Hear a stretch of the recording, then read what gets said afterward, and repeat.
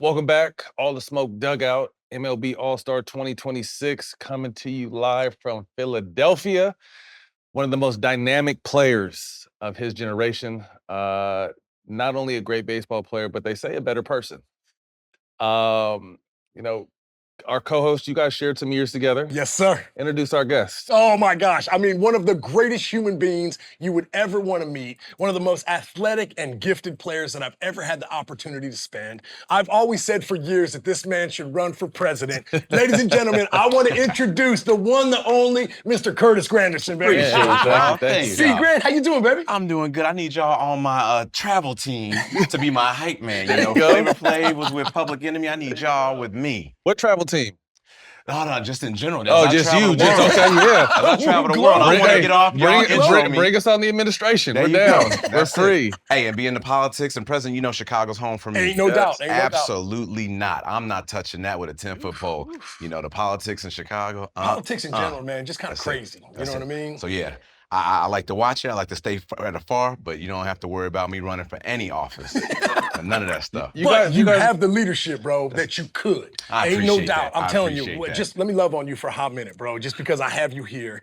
The fact that what you were able to do on the field, what you have accomplished off the field in such a short amount of time, bro, surpasses in my mind anything that you were able to do on the field, bro. You give back, you do things the right way. We need more human beings like you, my man. Thank you. I'm not here if it isn't for the people that help me, right? Whether it was mom, dad, sisters, neighbors, all those different individuals, the people that helped me stay out of trouble, the people that got me into a little bit of trouble, say, hey, I saw what you did.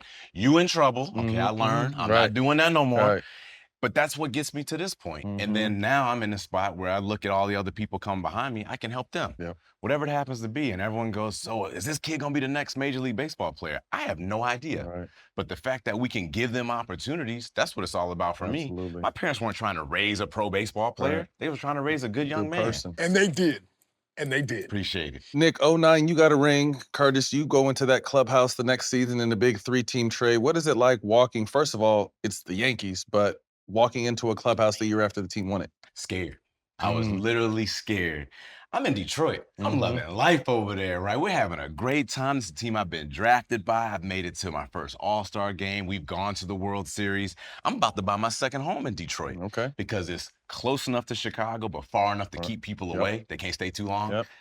The week I'm doing a charity event in Detroit, I get traded to the Yankees. And I'm like, okay, it didn't happen. I'm like, I'm gonna wake up from this. Heads up or just, hey, you're out of here? I'm shopping at West Elm, getting some furniture. Accidentally left my phone in the car. Come back, got 50 messages. I'm like, who died? Something bad happened. Something happened. Yeah. And it's like, is it true? Is it true? Is what true? And it's all happening, all like that. Get traded. The first call I get is from Cashman with the Yankees, then my agent, then Dave Dombrowski with the Tigers. But this is all like 5 hours after everybody's blown up my phone. Right. So, you know, stuff moves fast. Just had to see if it was going to be confirmed. Now I'm going over to this squad that just won the World Series. And my number in Detroit was 28. Joe Girardi's number was 27th for the 27th championship. They win it, so he decides to take 28. He goes, hey, Grandy, you want number 28? I have it. I'm trying to win the 28th championship, but I know that's your number. You can have it. I can't take this number. If I take the number and we lose, everyone's going to be blaming me.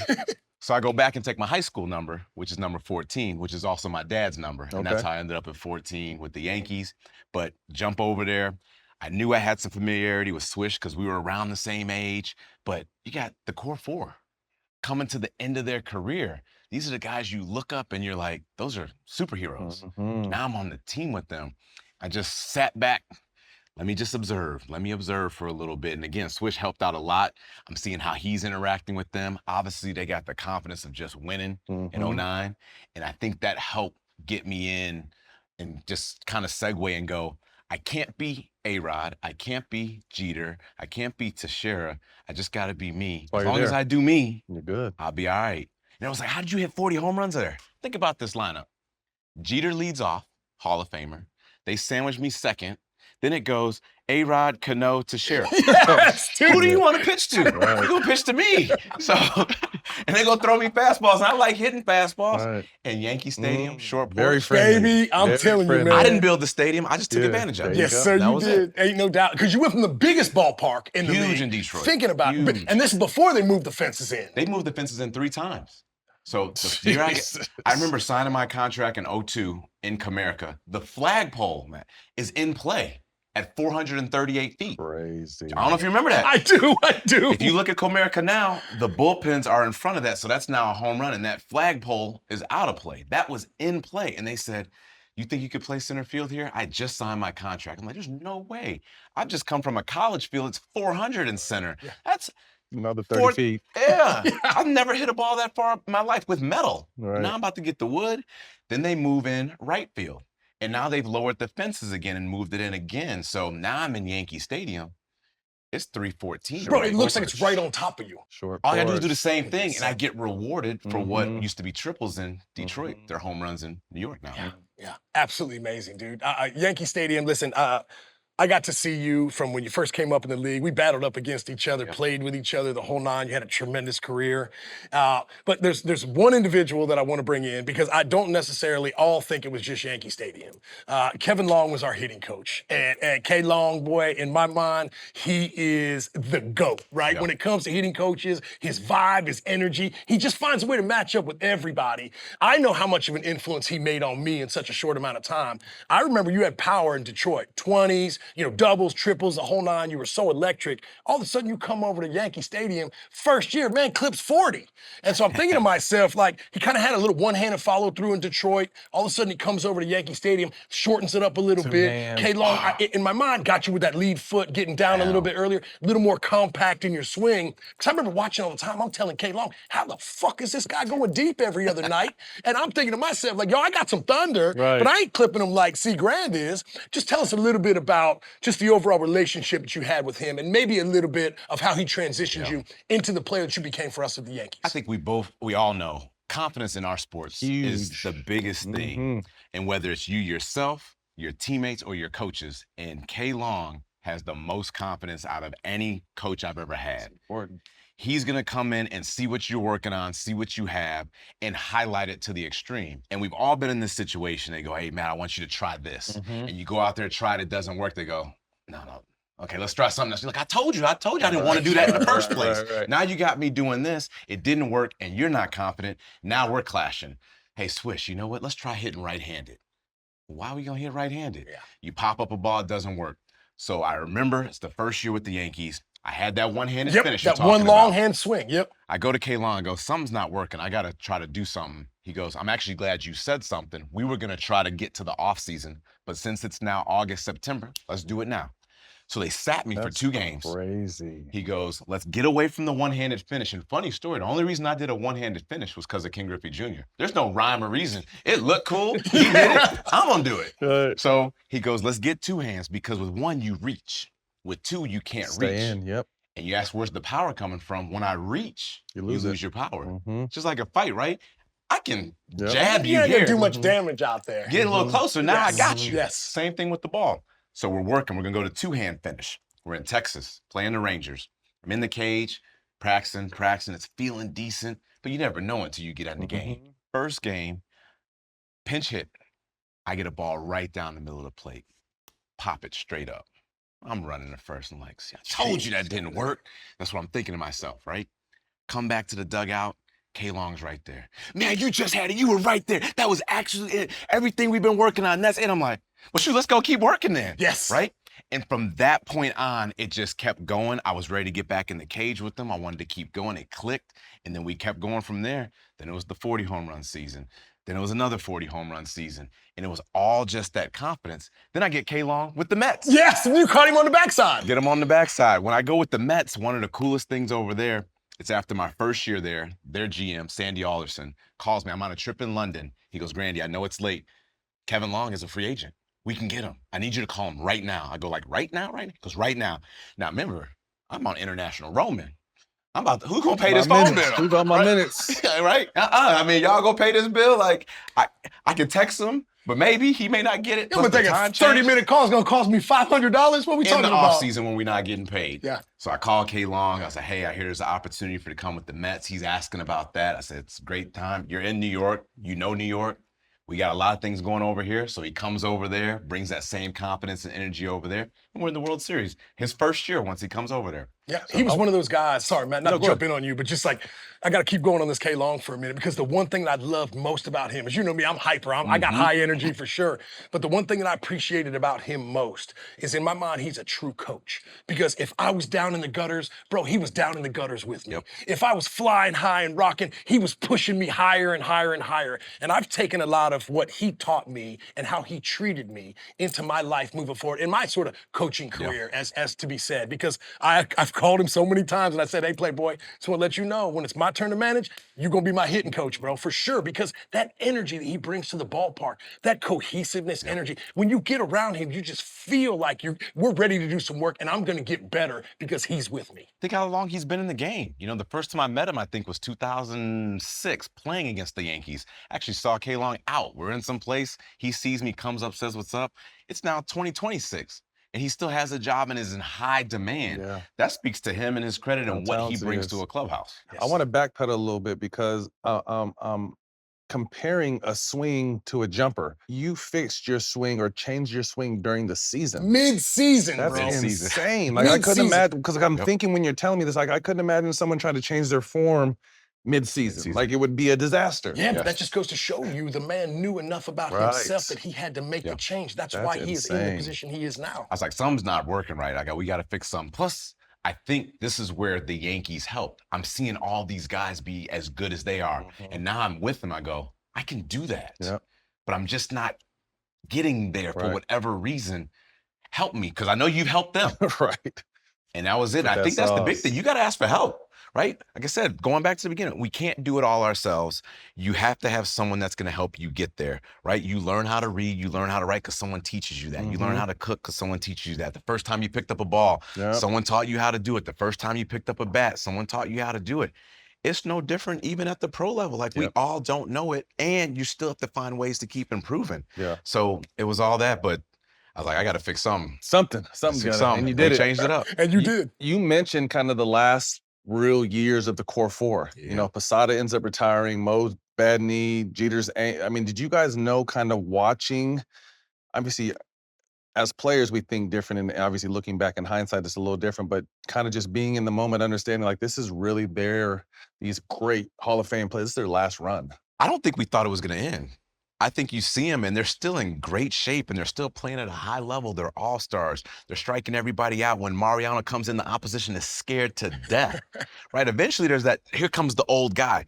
He was not that. Never. Everybody was scared. No one could face him. Andy Pettit's still doing his thing. Andy did kind of hint a little bit how old he was. We're in the locker room one day. I'm not playing that day. And I see him in the cold tub or the hot tub, whichever one it was. I was like, Andy, you're not pitching today. He goes, Grandy, at this age, I got to do it today to be able to pitch 5 days from now. And that's when I started realizing, oh, okay, that's what these guys do for longevity. When you're young, you just show up and go. You do your routine. Ice, no stretch, no ice, just I tell people all the time, I learned how to be a true professional when I rolled into that New York Yankee locker room. Absolutely. Just because it's so easy to fall in line with those guys. It's so easy to follow Derek Jeter. It's so easy to follow Jorge Posada, Mariano Rivera. Even think about Robinson Cano, Mark Teixeira. Bro, I was the same thing with you. Boy, I could hide in that lineup and nobody knew I was even in there. And next thing you know, you got 3 hits. Guy? You know? Who beat us? Swisher. Dang, really? Yeah, what? We battled so hard to get Jeter out. We battled so hard to get those guys out. We got nothing left. And we're all-stars. Like, we're going to get you.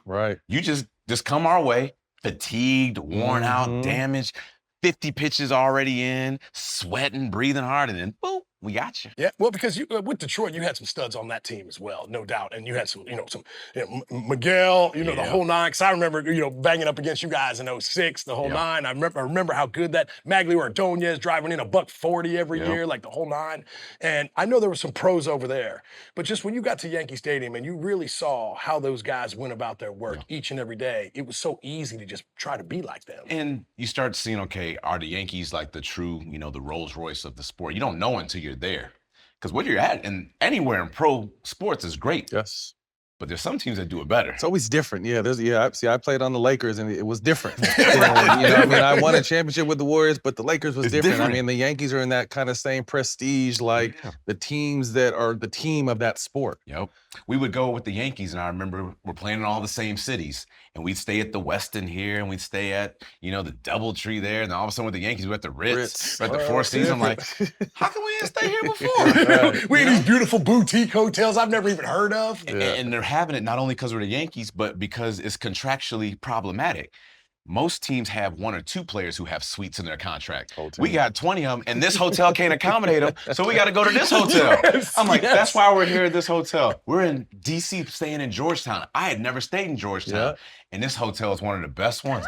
And it had all the suites because Jeter needed one, A-Rod needed one, the GM needed one, the manager needed one. The whole starting 9 needed one for sure. And we all benefited. Yes. I'm like, ooh, I got an extra mint on my pillow tonight.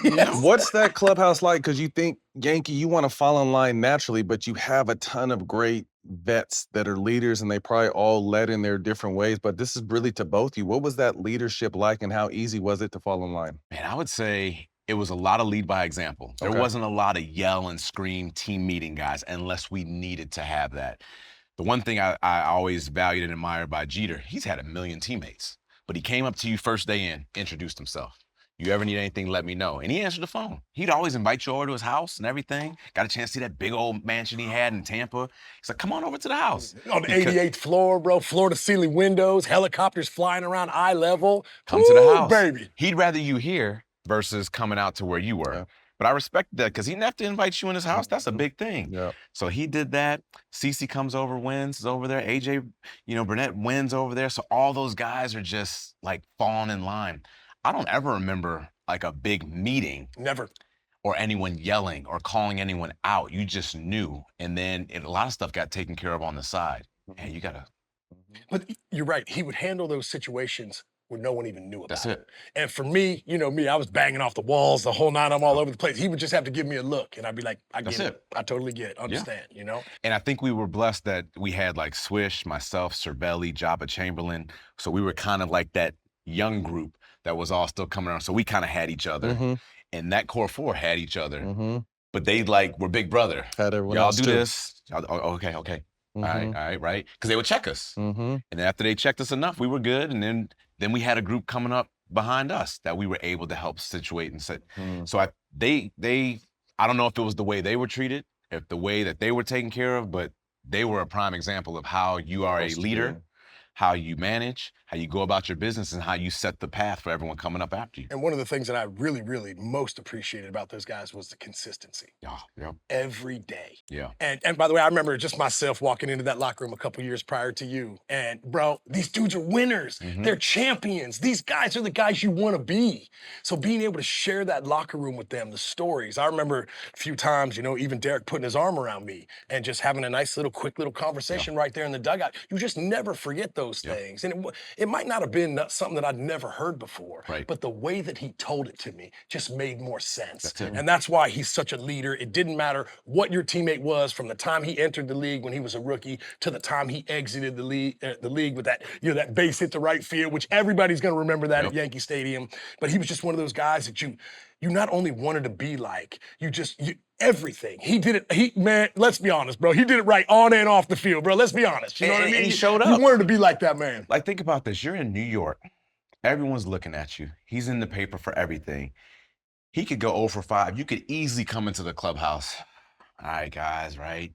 And if he does that, we're all going to follow. Set the tone. And he came in the same way every day. Like, he even talks about, his routine from when he started in the minor leagues. He had peanut butter and jelly sandwich, hot soup outside in Tampa, Florida, and then he would get himself ready for the game. That became his routine, not the hot soup, but the peanut butter and jelly. Bro, he ate a PB&J every day. Every day. Every day.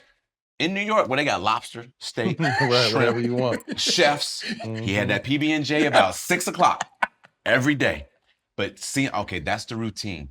It's working. It's getting you in line. And if things go off, let me make sure my routine is first before I check to see if there's any problems. Those are some of the things I picked up. Yeah, because I remember when he would come into camp, he told every year he'd come into camp, hop on the scale, 198. Beginning part of spring training. He ended the season, hop on that scale, 198. Consistency. So I would start off the season at like 215. You know, I'm all jacked up, trying to feel like big. Next thing you know, I'm ending the season at 205, 200. I'm losing 10, 15 pounds throughout the year until I realized that this man's routine off the field was just as impressive as it was on the field. Every morning, 8 a.m., breakfast was on the table. He'd wake up, eat his breakfast, go back to bed. He had like it all figured out way before any of all this nutrition stuff really came Pros out. You pro. know? Yes. You guys are both on the team when he hit his 3,000, got his 3,000 hit home run off David Price. What Yes. was the energy in the dugout in the locker room like? First of all, I was mad. The reason I was mad, I was on deck. So he hits this home run and they all yelling and screaming. I don't like facing David Price. I'm trying to get up and get my at-bat done. And there's a standing ovation and the place is sold out. I'm like, all right, y'all, hurry up. I got to get my at-bat. So he homers, they celebrate. I come up there, I think I ground out. I'm like, see, I told y'all, like, I go sit down. You got him all fired up. But man, I mean, any big moment he had, it's like he delivered in such a higher way. Like the first time I played against Jeter in the playoffs in 06, I had heard like the Mr. November, rumors, rumblings. And then he goes 5 for 5 against him. That's why they call him that. I'm like, this is unreal. We're not going to beat him. Yeah. And he does that. Now he's 2 hits away from 3,000. I think he singles. All he has to do is get a hit here. He's going to get a hit. Homers. I don't think he'd homered in like 10, 15 at-bats prior. Homers, I'm like, any way you can ask to be wrote, he does it. So, well, you remember he used to always hit in Group 1, right? Yep. And I remember I finally got to move my way up there a couple years in. I finally got to Group 1, which is a big deal, right? Yes. Tony Pena was throwing BP. Who was in Group 1? Best BP. Oh, you had all the boys, Him, right? A-Rod. Cano, A-Rod, you had all the guys. So if I was scared. I didn't hit in Group 1. if you got to jump in Group 1, you felt like you were doing something. Yes. You know what I mean? And he used to always, bro, last round of BP, we used to go bases loaded, 2 outs. Yes. Right? And we used to do total RBIs. And I'm not lying to you, Matt. This cat would thunderballs, bro. I'm not lying. He used to hammer balls, second deck, the whole 9. And I always used to get on and be like, gee, are you for real? Man, you got like 30, 40 home run power. Like, why are you not trying to hit for power? He said, I knew a long time ago that I was never going to catch Hank, but I had a chance to catch Pete. And that was his philosophy. He would take maybe that good cookie middle end fastball and he would shoot that baby to right because he wasn't in for the power. He was in for the team. He knew that if he got on base, that the boys right behind him were going to drive him in. But once again, we've lost that team aspect of today's game. Everybody plays for this guy. Not everybody plays for this. And he was one of those guys that you just wanted to play for this because it meant so much to him. And I was just so blessed to be able to experience that because now I understand what that passion is like. I mean, I understand now. Like, it's amazing to watch him and the focus and concentration in those practice moments where there aren't 50,000 in there because that game would get intense. We'd go bases loaded, less than 1 out. If you popped up, you went automatic back to 0. If you hit a ground ball double play, that was -1. So next thing you know, Swish might have had 10 RBIs. Now it's my turn, right? I hit the first one, I got 3. I hit the second one, I got 3. Pop up, I'm at 0, Back to right? 0. Now I know I can't catch him. But it's all things prepping you for the game because we're not going to have 50,000 in there at 5 o'clock, but we will at 7 o'clock. So how do I make the practice at 5 as close to that as possible? And it was those little things. Like now I'm with kids and we'll be doing stuff and they're just in there hitting. So I'll give them a situation and they panic. All right, let's keep practicing this because when they screaming at you, mom and dad are yelling and screaming and this is the top prospect camp, we got to get you comfortable for that. And I think that's what Jeter did so well that helped us be prepared. So when you're in that big moment, it's something calm. analytics can't rate that. No, and as the overall situation got bigger and the energy level in the stadium got higher, his heart rate went like this. Oh, man. And by the way, that's why he's one of the GOATs, bro. Yes. Ain't no doubt. Ain't no doubt. I got a chance to play with Kobe, and it was the same way. Same way. The baseball season heating up. We're thrilled to be partnered with DraftKings to keep you connected to every single play, no matter your location. DraftKings Sports is now available in all 50 states, bringing the ultimate game day experience straight to your fingertips. From California to Texas to Florida, you won't miss a single matchup or highlight. Enjoy the seamless experience, tracking all the games you love. Wherever you're watching, you're always in the game and fully connected with one app. And DraftKings has a great offer. New DraftKings customers, use code DUGOUT and spend $5 and get $150 in total bonus rewards paid out within 14 days, including all markets. Remember, that's code DUGOUT. DraftKings, Crown is yours. You guys fall short, 10, 11, 12. Nick, you leave in 12. You guys missed the playoffs in 13. Obviously, this team plays for pennants. Yep. Playoffs are not good enough. How tough was that to kind of come to a team after they win and then you guys never really reach the goal that they have every single year? So my first year there is 2010. We get to the ALCS and we lose to the Texas Rangers. First thing, you understand how many people hate the Yankees. Oh, yeah, bro. We're in Dallas and they finish the anthem and it's like, and the home of the brave, right? You expect them to go Rangers, go Rangers. They break out 50, 60,000. I don't think it's like 55,000. 50 change, yeah. Yankees suck. Right off the rip. Right out the gate. Right out the gate. We haven't paid a game. We haven't done anything yet. So I'm like, okay, we're right in it. So we're going back and forth. We end up losing that series. Come home. I'm used to, at this point, we're going to have some team meeting, some exit meeting. Hey, good season. Y'all did great. You know, we're real close. We get there. Everyone's packing their bags up. There's some media there. Everyone just leaves. I'm like, we're not having a meeting? No, we lost. This isn't what we were supposed to do. Y'all know what you're supposed to do. And I remember leaving out going, dang, okay. Yeah, the ALCS is cool. But that ain't it. No, bro, because I remember when I showed up spring training 09, right? New team, the whole nine. And I remember Derek coming over. And obviously, you're just trying to bullshit with him. Yeah. You just want to talk to him. You're like, oh my God, I can't believe Derek Jeter's talking to me. Right. So next thing you know, the first thing I just come, hey, how was your off season? And this is after they didn't make the playoffs in 08. And he said to me, too long. And it just hit me right there on the spot. I was like, oh shit, this man plays for championships. And nothing less, because now you see the interviews of him back in the day and he's like, well, we didn't win. Right. Why are you excited? We didn't win. Bro, he didn't care if he went 0 for 5 or he went 10 for 10 in the game. If we lost that game, it was a loss. You gotta win. Because all that man wanted to do, he only cared about W's. And if you are blessed enough to have an organization where you have an individual like that fights for that, and you've played with some of them, I know you have because we got to experience that. But if you're so blessed enough to have somebody like that in your organization, man, you are already ahead of the curve, man, in my mind. And you got to win at the end. Like, 40 home run seasons were great in 11 and 12, but we still lost. Then in 13, we have a million injuries, which was crazy. I got hurt, Mo got hurt, everybody got hurt, Sorelli got hurt. I mean, we were, I don't know what happened that year. And that was it. But yeah, you realize like, dang, it was a good season, but it wasn't the finished product. That was it. Ichiro, what was he like as a teammate? Oh, man. Bro, he was the best, dude. I can answer that. He was the best, bro. And that man speaks English, bro. Don't let him lie to you now. For real, he does. I was locker mates with him, so he was the best. The one thing with Ichiro, I will say this, because I can start with the bad and go good. I don't know if dude did own an iron or what. His clothes would be wrinkled all the time. I mean, like, it's like he packed it up in a ball and would put it on, I mean, just wrinkles everywhere. But he would be clean, like he was fashion forward before everybody was like wrinkly. Hard wrinkles. Like, I think he ironed the wrinkles into the He grabbed it, bunched it up, then put it on real quick. And then another funny story. We stayed in the same building in New York. We were at 67th and 1st on the Upper East Side.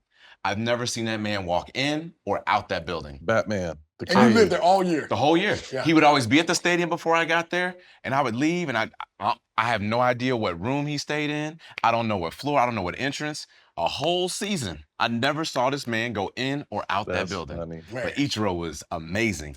You talk about consistency. He started his career at 185, played for as long as he did, and finished at 185. Yeah. Only got on the IL one time because he got sick. He had some stomach bug that he couldn't shake. It was like 3 days in, like, hey, we got to put you on. We're playing short. Never got hurt. Had a routine like none other. One more thing, and I'm sorry I'm killing you, Ichiro. I don't know if he was extremely ashy or what. He had this lotion routine. Remember? Every time I'd see him, he'd just be putting lotion on.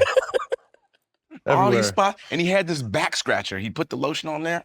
He going around the back. Man. I was like, you all right? He's like, yeah, my skin gets really dry. And I was like, that's ash. That's ash. Ichiro, that's shit. Bro, he would roll up into the locker room, right? He'd get dressed, right? The whole night, he'd lay out 2 towels, and he'd have his foam roller and that like yoga block. Yes. Right? He was the first one I'd seen do that. I'd never seen anybody do that before in my life. I'd never seen that man pick up a weight, but he would foam roll and stretch for hours. And that's why that man was so healthy. The flexibility was there. Because, bro, I mean, listen, you want to talk about another guy who, if I had a pick to enter the home run derby and win, it would have been Ichiro Suzuki. Because you've seen him, right? He got that thing, the whole 9, right? And he's shimmying across, right?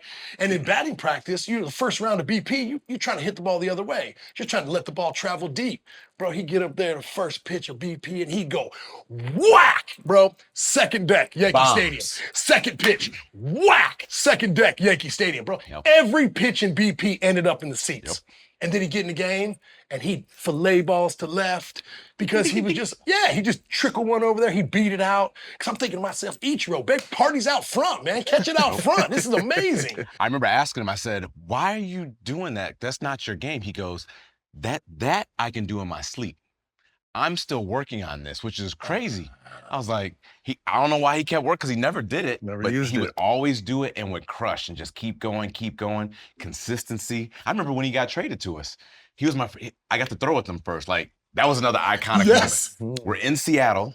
There's rumors he might get traded. He gets traded to us. He literally walks over from one locker room. Oh, you guys were playing him at the time? We're playing him at the time. Oh, shit. To Yankee Stadium.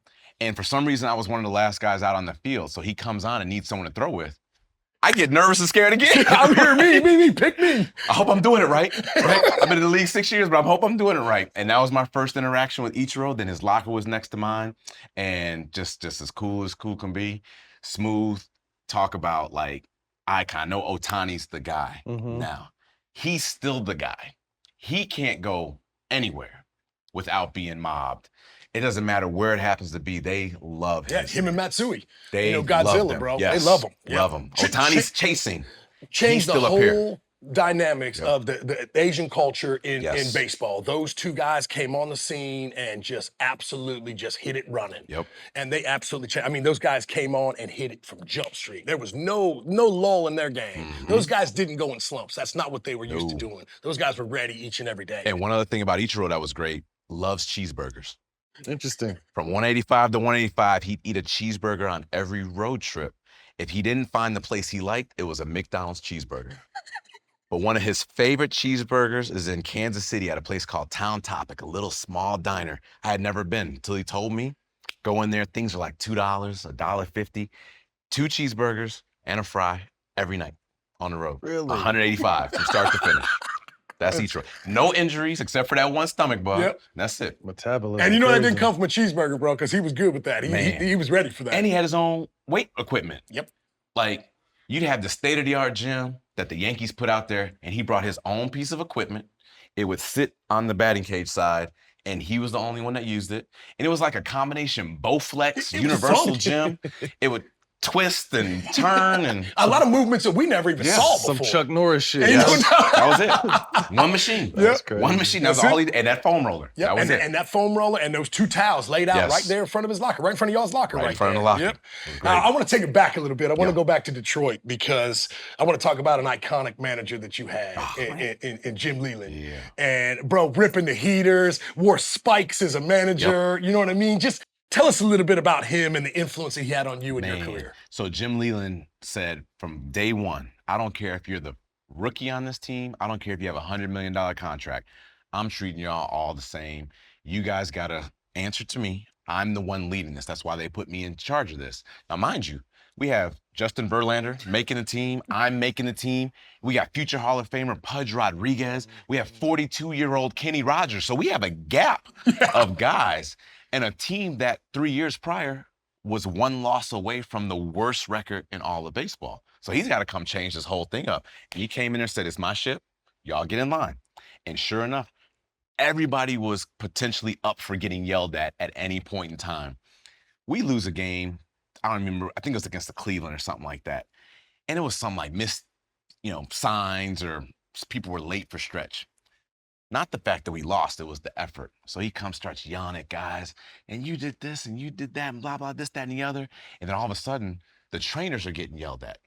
Then the players that didn't play, they're getting yelled at. One guy's like, I didn't even play. Right. But that was his thing. He made sure everybody was called, but he would finish it on a high note.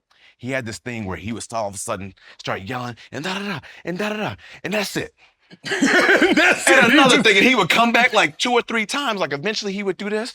Wait, I got one more thing. Next thing you know, everybody laughing. So he would finish it on a high note. And we're like, man, Leyland, we thought you were about to have a heart attack. He started turning red as that glove right there. Then he'd go in that office, start smoking them cigarettes. Just ripping them, bro. go. He would slam them. I don't smoke cigarettes, but I know when people smoke, there's smoke, right? That's all smoke, right? I don't know how this dude did it. He'd smoke, he would cup it, that smoke would Run up go his and arm. just like disappear into his pores.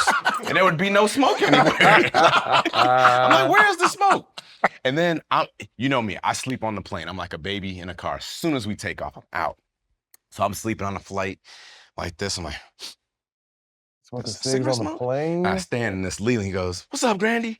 Smoke. I'm like, "Now I'm a rookie. I can't say nothing." I'm like, "I don't think you can smoke on the plane." He's just sitting there, Grandy, you good? You're gonna be in there tomorrow.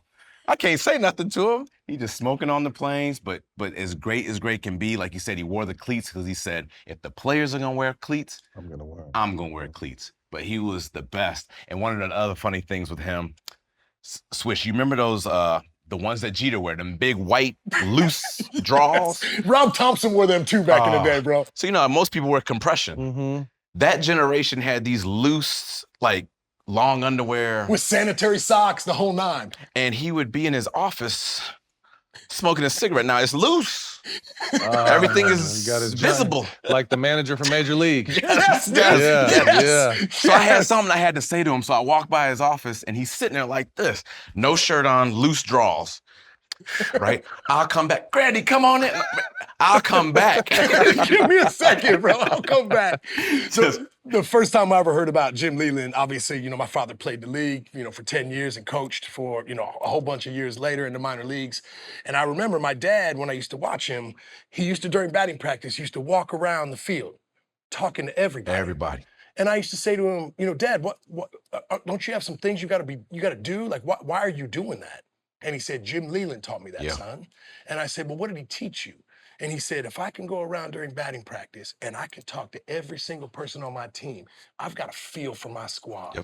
I know who's feeling good. I know who's feeling bad. I know who got in an argument with his wife, the whole nine. But once again, that's kind of one of those things that's not an analytic thing. That's just me getting to know my guys. But once again, now realizing like the type of man who he is and the whole nine, there's a reason why players respected him. It didn't matter if you were Kenny Rogers 20 plus years in, or you see Grant just rolling into the locker room. You're gonna respect a man like that. And he was honest. Y'all know this. Hey, you're gonna start tomorrow. You come there and your name's not in the lineup, we got a problem. You just told me I'm starting tomorrow. Why am I not starting? Well, tell me. I prepared to start today. Hey, you're not playing today, Swish. It's New York. Might let my hair down a little bit. Now I'm in there. Wait, hold. You told me out. He would tell guys flat out, Swish, hey, you're struggling against this guy. You're off tomorrow. You're going to be in there Sunday. Be ready. And it would be exactly that. And guys respect it. It sounds weird, but in sports, for some reason, you need that. They don't. There's a lot of that lack of honesty. Shit. For whatever reason, we're all adults. Tell us the truth. We'll accept it. Jim Leyland said this. If I lie to you, I'm going to lose you. I will never get you back. And I tell you the honesty, you may hate me today. You may hate me tomorrow, but you're going to respect me. But if I come and lie to you, it's gone. We play 162 games. If you lost the respect on day one, how are we going to win? I remember my dad, just another thing, and maybe he learned this from Jim too, but I remember my dad's hard, bro. I mean, he's tough, man. He just is. Maybe the way he was brought up, the whole nine, but he's just a tough man. And I used to always say to him, I'm like, Dad, man, you're really hard on these guys. You know, and he used to say, son, I'm not here to be liked. I'm here to be respected. That's it. He was respected. And holy shit, like now we're 2026. Where is that? Man, I've been hearing rumors like they're being told you can't be hard on the players. Like it's coming from up top or on the outside. And now I will say this, right? We can't, some of the stuff we had was probably a little too hard, right? Maybe a little bit. Run till you puke practices, getting things thrown at you, probably maybe getting hit, right? Oh, that was too far. But there was still a accountability piece, and you still had to know who was in charge. Regardless of if I'm the highest paid person or not, that's the reason why that person is the manager or the coach. If it was supposed to be me, I would be doing that. So there still needs to be a bridge between the two, because if not, then why don't we just go play pickup and do it ourselves? Obviously, that's not going to work. So that person is in charge. That person is supposed to get everybody to fall in line, and y'all are supposed to look up and listen to that person. It's the only way it's going to work. Again, we don't have to make y'all run till you puke. We don't have to have practice after the game. We don't have to do all this other crazy stuff like we used to. But I do need to call you out. Hey, Swish, you were late. You're not playing tomorrow. And that's it. Oh, but Don't call your agent. Dude, don't call your mama. The agents don't call call me. now. No, bro. Like guys no. show up late, you discipline players. The agents call now. Yeah, it's crazy. And you're kind of like, wait a minute, you have nothing to do with my organization. Right. You weren't here. Why are you calling me and asking me about this? Yep. But that's where it's almost like just everything's a little different right now. We saw, I mean, we are all the same age, so it was the coach's way or the highway when I first came to the NBA. Probably similar to your guys' experience, and now the coaches are the first thing to go because the players are making so much money. Quick. So they don't like your tone, what you're saying. Agents, it's almost like your parent calling the school when something. It's like it's unbelievable. I know we got to kind of scoot along. You're on a time crunch, but from the Yankees to the Mets, 2015 World Series run. Obviously, a beloved team by Mets fans, but not necessarily accustomed to winning. What was that experience like? I think that was it. The fact that they weren't accustomed to winning. When you got a chance to win, it was amazing to feel and see. I had been in New York for now 5 years at this point. And of course, the Yankee logo is iconic. One of the things I always talk about, I got a chance to travel the world to promote baseball.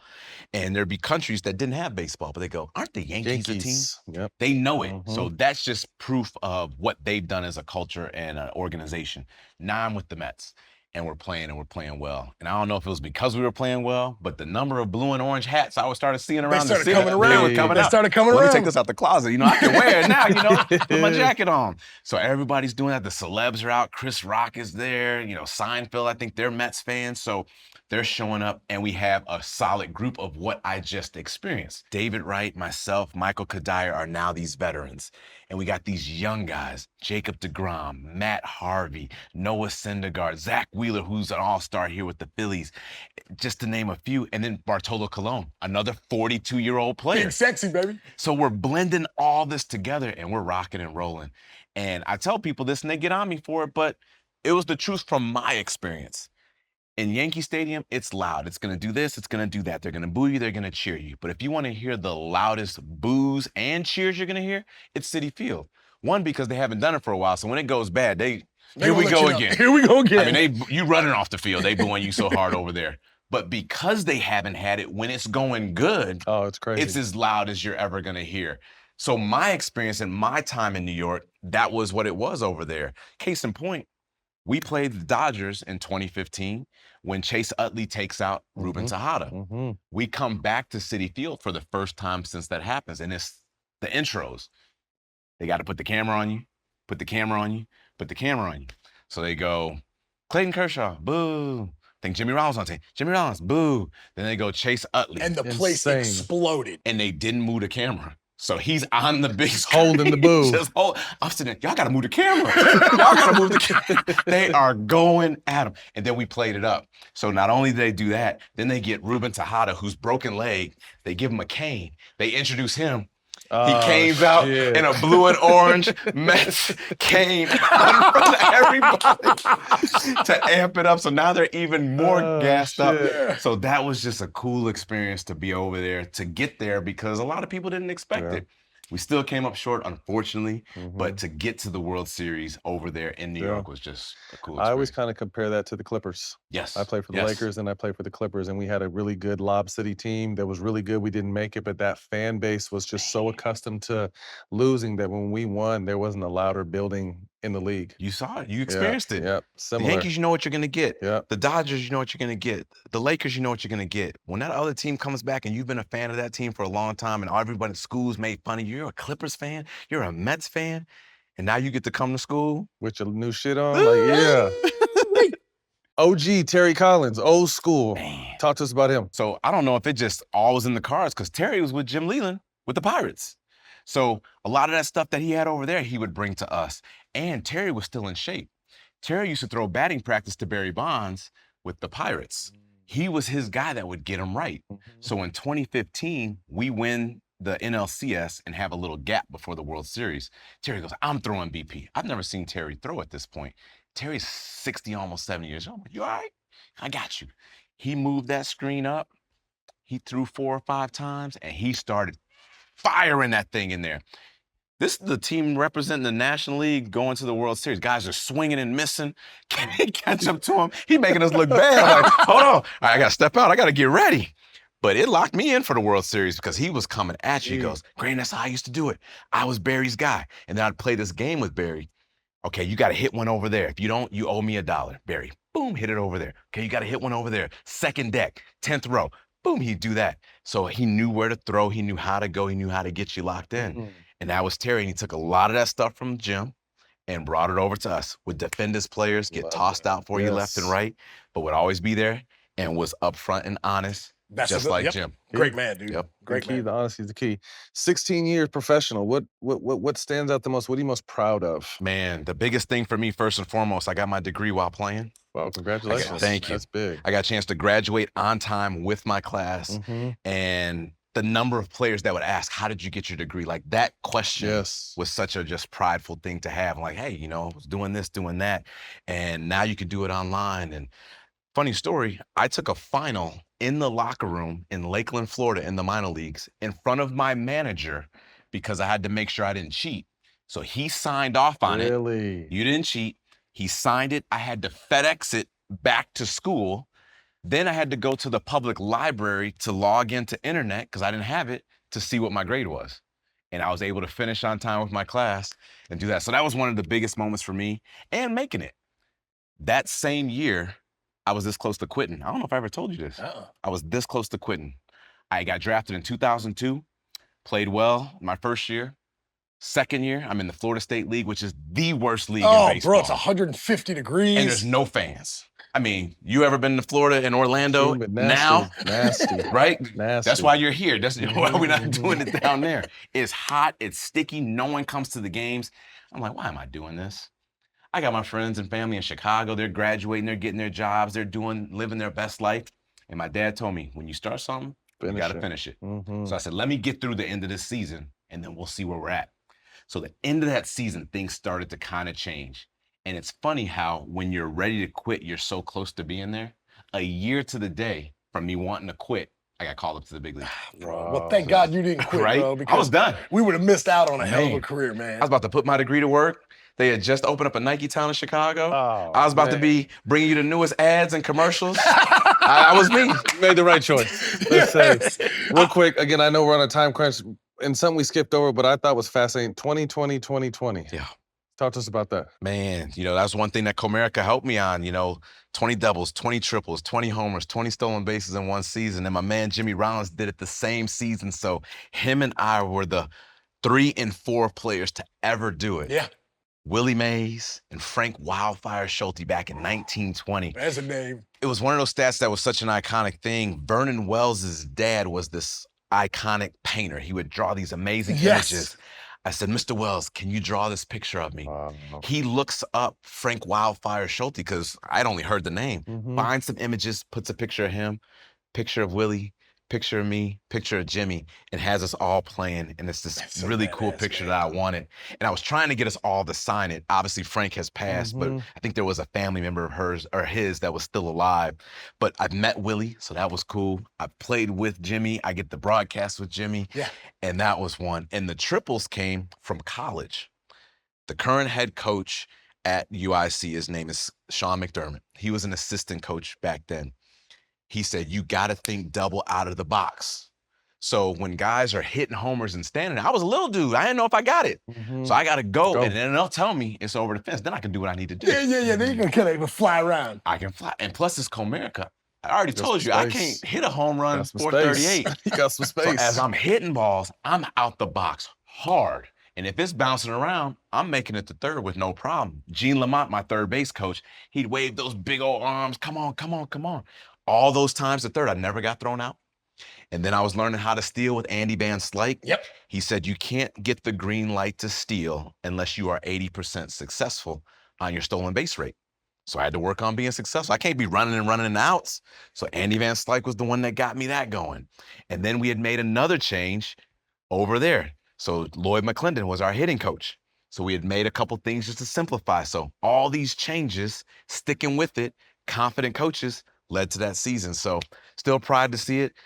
Corbin Carroll is close with the Diamondbacks. He's led the league in triples 3 years in a row. I've been cheering for him, like, come on, just get that 20. He'll be like 13, 15, 17. He gets the homers, he gets the stolen bases, he gets the doubles, and he falls short of the triples. Come on, Corbin. Come join Bro, us. that makes me laugh. I'm thinking come join the 20 club. triples in one season. Hell, I played for 13 years. I think I had like 9 right? in like my whole career. I'm running. But there's one thing I also want to ask you is that shirt right there you got on your chest.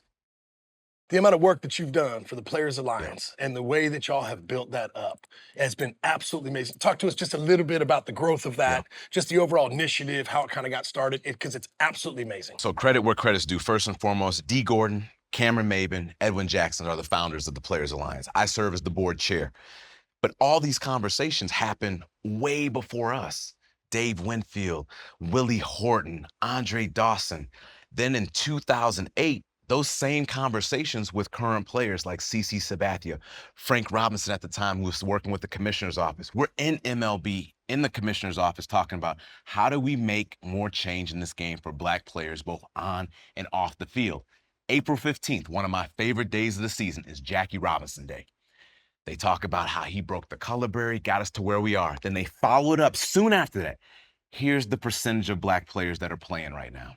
It's just going down, going down, going down. Now, it's been trending back up, which is great because of all these efforts across the board. MLB, the union, Players Alliance, plenty of people, right? Yes. So COVID happens in 2020. Everyone figures out how to Zoom. All those meetings we used to have were like, you know, Matt, let's get together next year and do it. Swish, let's get together next year and do it. Next year rolls around, I'm in Vegas. I'm out of the country, man. Oh, that's this weekend, right? The meetings fall apart. COVID ain't nowhere to go. Hey, can you hop on the Zoom tomorrow at 5? On that screen. Can you hop on the Zoom the next day at 5? Yep. And it kept building. We got to do this. Let's do it now. So we start the Players Alliance in partnership with MLB and the union at that time. Build it, continue to keep it going, and it just providing opportunities both in baseball and softball, not only for Black players, but for impoverished players. The issue isn't a Black issue. It's a money issue. That's what it comes down to, plain and simple. It doesn't matter your color, your creed, wherever you are. If you can't afford it, you can't do it. So we're in some of these areas and we have a camp and we have a clinic. We're providing gloves, we're providing balls, we're providing information. And here are these Native Americans. Here are these white kids. Here are these Black kids. Here are these girls. And everyone's like, I thought it was an all Black organization. Like, no. They want to play. And they're out there with uniforms with their numbers pinned on the back because they can't get the actual jersey. These are types of groups we're helping, both domestically, in the Bahamas, in the Dominican, in Canada, and everywhere in between. And that's been the thing that's been just so cool to see because, one, you have all these players that provide so many different levels of knowledge, interest, whether their kids are playing, whether they're playing, we have the Savannah Banana guys out there, Flash is out there. This mom almost peed her pants. She goes, that's Flash, right? She's so excited to see them in person. We're bringing them to all these people. And her kid, who's a huge fan of the Bananas, is meeting his hero. Love it. Who's a Black player that can do a flip, that has trademarked his logo, that is benefiting off of it. Like, that's been the coolest part to see what are we going to fix this problem tomorrow? No. But we're going to continue to keep it moving towards, and like you said, we're seeing incremental increases there. And the opportunity, and back to the original conversation, is this kid going to be a major leaguer? Maybe not. But we lack diversity in the front office. We lack it in scouting. We lack it in umpiring, teaching, education, coaching. If these kids can continue to just have opportunities and know people are behind them, those opportunities now can become available for them. And I think that's the biggest thing. I mean, to your point, you can be around the game without having to actually be in the game. There's so many more things. Quick hitters. First thing to come to mind, let us know. Favorite ballpark to play in? Anaheim. Word. I know a lot of people don't love it, but I like the Anaheim. Deal. Yeah, I got my first inside the park home run there. Wait, where did you get your first hit in the big leagues? In Chicago. I got it at home. Stop it. Got it at home in front of 80 of my friends and family. We're losing 8-0, and one section started going nuts. And that was my people's. I know where my family is. That's it, baby. That's Worst ballpark. Worst ballpark, man. I would say maybe Tampa. I didn't like playing in Tampa. But the good thing is it never was going to rain, so I like that. But they had those cowbells back then, remember that? And Swish, remember that game where Longoria walked us off? Oh, yeah. Man, we were up. We already clinched our playoff spot. Again, going to the captain. And they took all the starters out. And we're up like 6-7-0. Yeah, they were up 7 runs, I think, something like that.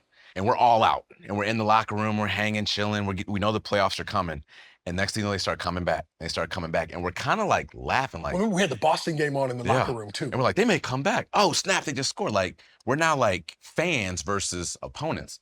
And I remember Jeet's response. He goes, y'all better take this serious. And he like called us all out. They walk us off that game, and now the playoffs start the next day, and we're like, we're already in.